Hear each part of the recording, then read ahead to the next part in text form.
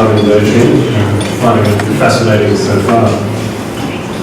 So, Steve said I'm going to talk about the economic rationale for regulating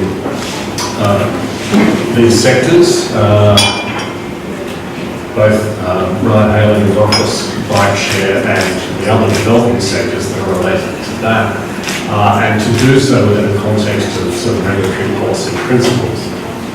So, as the title of this roundtable tells us, there's quite a lot of commonality between these different shared mobility options. At a basic level, that's about the fact that they're all app-based and GPS enabled. But we also see quite a lot of commonality emerging in terms of the business models. There's a movement toward the mobility as a service concept, and if you like, an indicator of that, an increasing amount of common ownership across the different, what we might call sub-nodes. Now those points of commonality suggest the need for consistency in our regulatory approaches.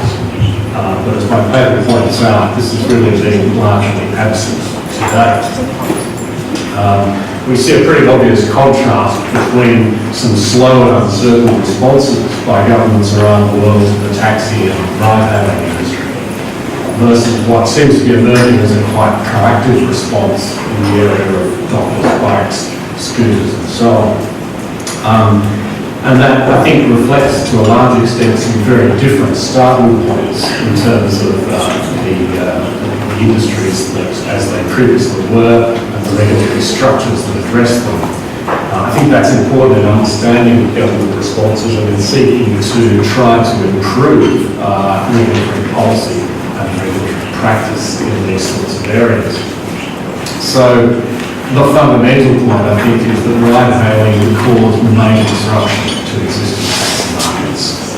I'd argue that the taxi market was the most disrupted sector of any of those that we've seen recently. And the obvious comparison, I think, is with Airbnb, which has made quite a change in the accommodation market, but the disruption's been nothing like as extensive as we've seen in many taxi markets. Why was that disruption so massive? Well, it was fundamentally because of the size of the monopoly events that existed in the taxi market, and that in turn was due to the fact that there was a very high level of regulatory capture demonstrated in most countries, and we saw the results of that in what was largely a static and some would even say a moribund taxi industry. Governments confronted with this major disruption have tended to struggle to catch up. We've seen widely differing responses ranging from some seeking to prevent ride-hailing services entering the market altogether, through to others adopting a very light-handed and enabling approach. What we've also seen is very rapid shifts in approach within particular jurisdictions where governments have first tried one response very rapidly move to the other. And as a symptom of that, we see some quite significant unresolved regulatory questions in a lot of jurisdictions. The contrast with bike share is obvious. These have entered what is a largely unregulated space. They're largely providing new services. In a number of large cities, of course, there have been docked bicycle share schemes. But these have tended to be underwritten by city governments, and there's not the same dynamic of incumbents who stand to lose substantial economic position. I suspect that the tendency of governments to want to react strongly and proactively in this space may also be partly reactive to their experience with ride-hailing and decide not to, if you like, put it out. But there's an obvious risk here of acting too soon. And we have to ask ourselves, what's the cost of regulating something that is quite rapidly changing as a sector? It's in an early stage of its development, and I think there's a lot of uncertainty about what the underlying economics of the sector are. And there's also a question from a regulatory policy perspective as to whether there is a case for regulation. in the sense that we have to ask ourselves, do the harms, either actual or foreseeable, meet a kind of threshold test of being sufficiently large that there's a good prospect that regulation can improve the outcome. So, moving back to taxis for a minute, I'm looking in a little more detail at the context. As I said, there's been sustained regulatory failure due to capture. It was obvious, I think, in many, you might say most jurisdictions, that there was a need for major regulatory change even before the disruption by ride-hailing services occurred. Certainly in my home jurisdiction of Victoria, there have been a major inquiry and major set of reforms which began to be implemented in about 2012, less than 2 years before Uber entered the market and changed the whole environment. But we also see that there are a number of key characteristics of the ride-hailing model that call elements of the traditional regulatory structure for taxis into question. This is perhaps particularly evident in the area of safety, where some quite different approaches to ensuring driver and consumer safety are adopted, and they've been largely accepted by consumers. Indeed, we see survey evidence tells us that in some jurisdictions, ride-hailing is actively favoured and quite strongly favoured by consumers over taxis on the basis of safety. While in virtually no jurisdictions that I'm aware of is there this safety issue that is seen to be holding back ride-hailing. Another key element of the disruption is that while the taxi industry has traditionally been divided into the street hailing and brand markets on the one hand and the pre-book sector on the other, this distinction has largely been rendered irrelevant by the app-based booking process together with large networks. And so it has called into question the size of the market failure issues of justified taxi regulation, which have been predominantly concentrated in that hailing market. Governments have, I'd say, a strong economic imperative to respond positively to the opportunities, the benefits that ride-hailing brings. If you look historically in the tightly regulated taxi markets, you can see that taxis have steadily lost market share. The kind of distorting effects of regulation have led to a negative substitution by consumers into various other modes, and that inevitably has had economic welfare costs that are quite substantial. Ride-hailing becoming established to see the market expand greatly, and that's partly because these distortions that historically accumulated have been swept away. But it's also because there are some clear economic efficiency benefits associated with the ride-hailing model. I'm going to talk about some of those in my paper. So the point is that if governments seek to exclude or limit ride-hailing via restrictive regulation, there will be substantial economic costs associated with that. We see nonetheless that some have tended to respond in that way. Why is it? Well, from a political economy perspective, again, we go back to the capture by the industry regulators and associate the fact that the taxi industry has tended to be politically highly influential.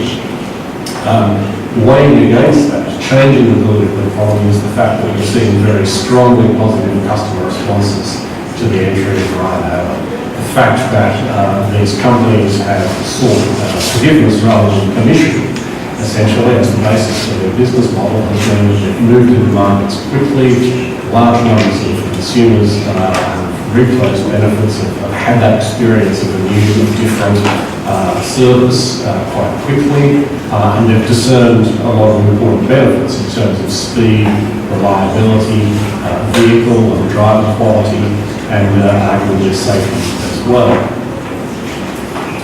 So from a political perspective, I think there's been an obvious conflict between these factors of the historically strong influence of the taxi industry and strong citizen or consumer demand for access to this new kind of service. Sheridan, one of the sources that we've cited in the material for this, argues that the establishment of ride-hailing is inevitable, and the governments that seek to exclude them are engaged in what we might call a Canute-like endeavour that's doomed to failure. But this consumer enthusiasm means that bans are just ultimately not going to be sustainable. But we still see signs that many governments don't accept that this is the case, and so there's a conflict there. Some of the supposedly enabling legislation that we've seen, in fact, places a number of hurdles in the way of ride-hailing operating in an effective and efficient way, and it can be seen in these terms. The other issue that I think is interesting is that even in contexts where ride-hailing has become well established, there are signs that regulatory backsliding, if I can call it that, might be occurring. The point being that the historical political influence of the taxi industry can't be assumed to have diminished along with their market share in the industry. And I was noting recently some changes in New York City where, whilst for a number of years there's been an open entry position for ride-hailing, which has been largely regulated as for hire vehicles, as of August 2018, a one-year freeze on licence issues instituted. The context was one in which ride-hailing had taken such a market share that its number of rides were now exceeding those of the other carriers. The question is, well, what impact is that likely to have? In arguing against the ban, the ride-hailing companies pointed out that they had very high turnover rates among their drivers, and that this could very rapidly lead to a decrease in supply and to having difficulties servicing their market. The explanation of the one-year freeze was that it was to enable a review to be undertaken about a range of issues associated with the operation of ride-hailing, like congestion, their utilisation rate, and driver income issues. And it's been stated, interestingly, from the outset that this could potentially lead to the cap being extended or even made permanent. At the same time, there's work being commenced toward the development of a law that would set out minimum driver income requirements. Now, there are obviously a number of serious policy issues, and you can read all of these developments as a credible response. But I just suggest the perspective of looking at this in terms of equal treatment.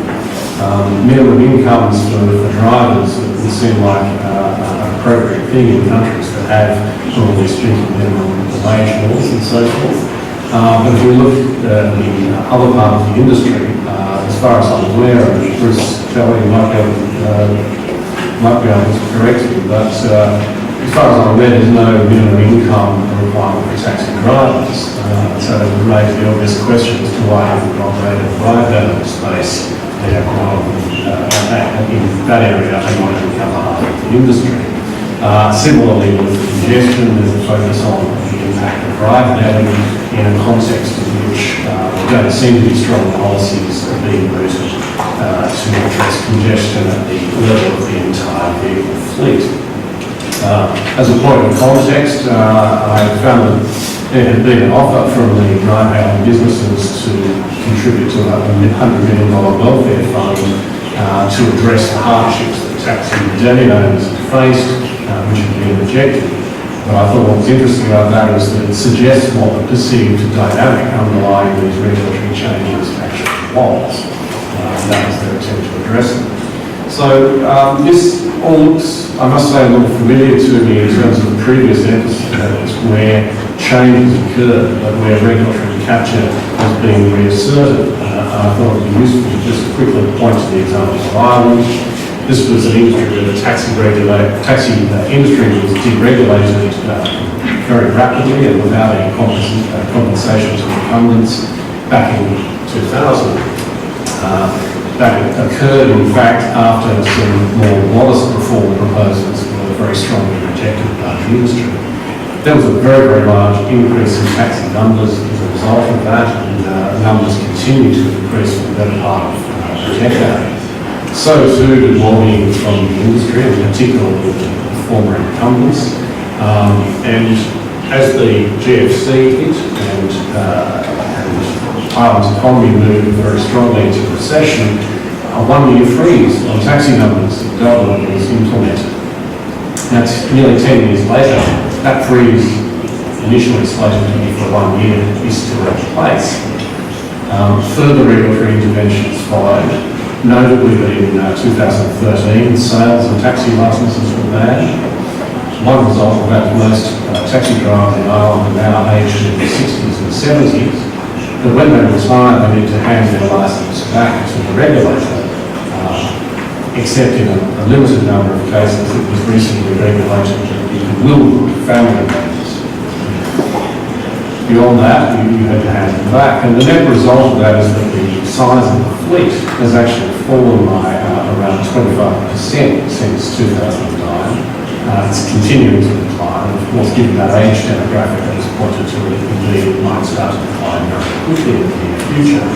At the same time, regulation is in place that effectively prevents ride-hailing from operating according to its normal business model. So what we've seen as a net result of that is that supply restrictions and monopoly rents have been progressively re-established, you might reasonably say, by stealth. There are some other examples we can point to where after operating and gaining quite a bit of market space in London, Uber's licence was withdrawn in 2017, now restored, of course.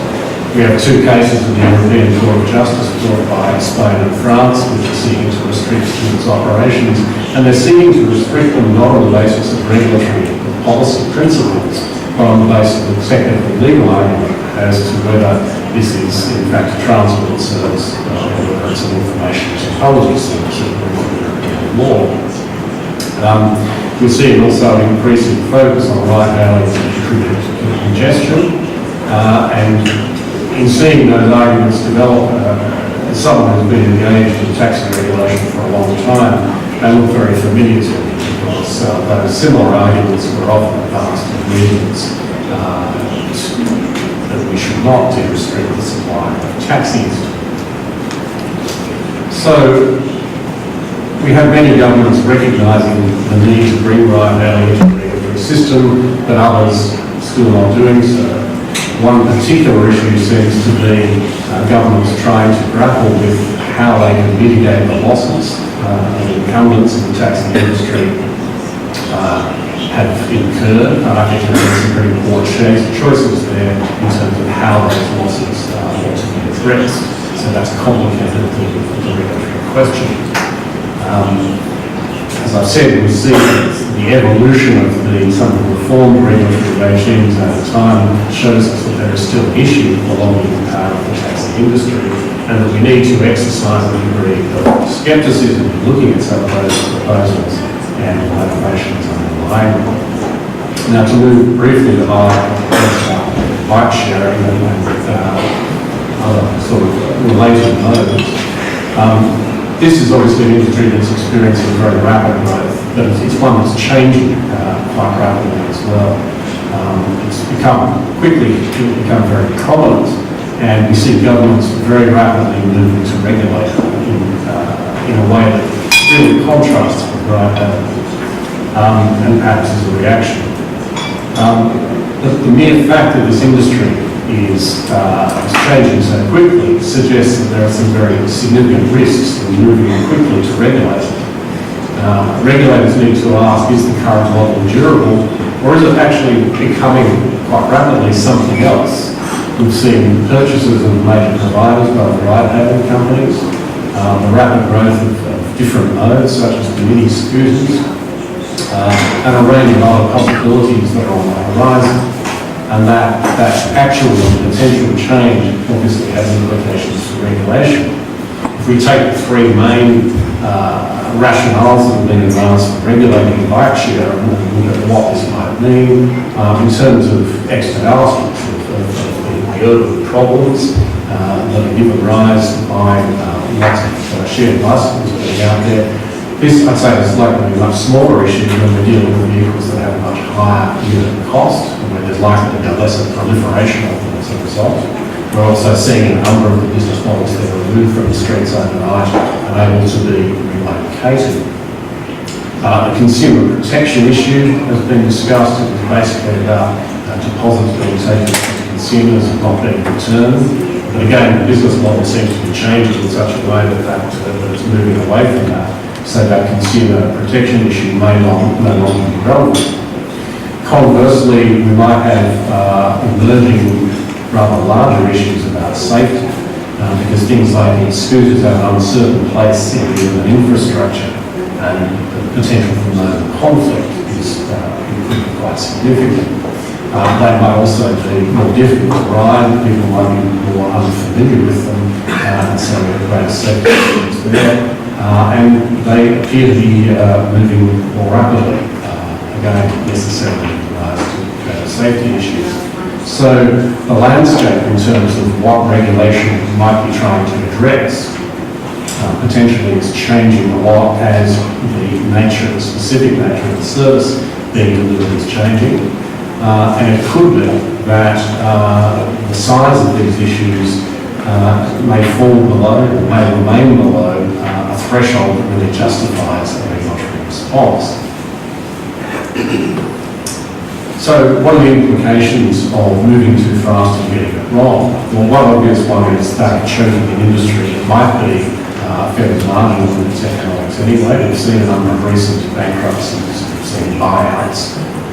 We might also risk distorting its development by favouring particular modes or particular models by virtue of the kind of regulatory constraints that we place on them. And we have to look at the broader implications from the perspective of the development of the mobility as a service model. So what does this mean for regulatory policy? I think the fundamental point is that this convergence that we're seeing means that we need to think in terms of adopting common regulatory principles. Now, what might they look like? I mentioned a number of them in my paper. Essentially, a common regulatory framework that we differentiate only as much as is needed to accommodate particular characteristics of particular sub-modes would be a good starting point. Adopting a presumption of open markets with a right of entry and trying to be neutral between incumbents and entrants is an issue that's obviously arisen particularly with regard to ride-hailing, and we need to adopt that principle. We need a clear focus on addressing market failure, and that means identifying underlying dynamics rather than just the observation of some undesirable or potentially transient outcomes. We should be technologically neutral. I know that Sheridan has said we should try and future-proof our regulation, and I suspect that's an unrealistic goal in any context, but that if we operate with the framework of principles and a market failure-based focus, we should approximate that fairly well. And I think we need to be realistic or proportionate in terms of the range of regulatory objectives that we're trying to pursue. There might be a wider cost in trying to pursue some very worthwhile public policy objectives, but ones which extend much broader in this particular sector. So trying to pursue integration of public transport, specifically addressing inclusion or congestion, might be things that are better addressed by other broader initiatives within our regulatory structure rather than in this industry-specific context.